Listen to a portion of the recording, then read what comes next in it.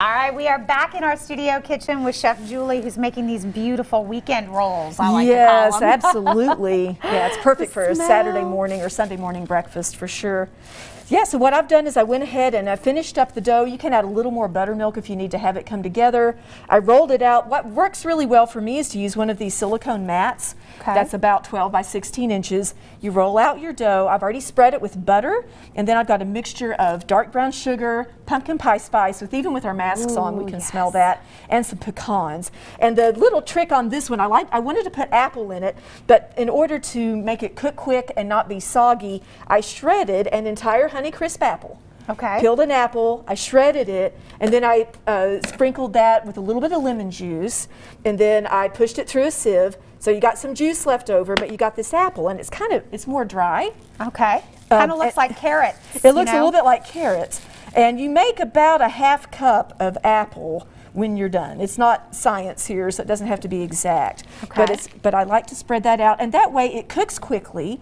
And because I've squeezed it out, it's not super wet, so I'm not going to make a gooey biscuit. And then I get to use that that extra juice in my glaze at the end. Oh, yes. Yes. So one of the things I like about using these mats, once you start this here, and I hope I've floured this enough, it had to sit for a little bit, is you can then take your thing and just roll it up. And it's a whole lot easier, see, to make that roll. That is beautiful. Isn't that easy? And then I take it and I roll it this way. Just a little bit. Get one of those. Oh, and these are That's inexpensive nice. now. They used to be kind of spendy, but now they're not. See? And there it you just just bring it rolls right together. up. It rolls it right together. Isn't that easy? So, and with biscuit dough, as y'all know, you can pinch it pretty simple. Okay. So it's not as temperamental. It's not as temperamental. Some of the now, other. I'm going to use a little flour here to help me out. Now, this one's not quite as tight, but I know our time is a little limited today. What I like to do next is this is about 12 inches or so. I put a mark in the middle, like that.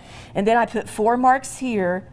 And I've done this a gazillion times, so I just kind of eyeball it. So you know how much to But the put good in thing here. is, if you guess wrong, you just made a mark, you can always make a different mark. Okay. You're not committing all the way. I love if it. that Baby makes stepping. sense, baby Yes. step it. And then you just kind of cut them off with a good serrated, sharp knife like this. Okay. And then you'll put them in here. So if you want to bring this over, this is a 10-inch round pan. If you want to bring the pan up. I'm going to let you do this. We put parchment paper in there, and it's also greased.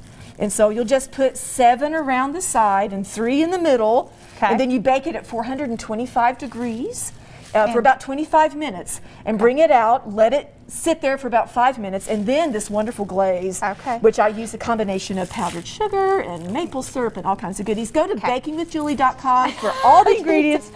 You knew we're out of time. I knew you were out of time. Bakingwithjulie.com for more. We'll be right back.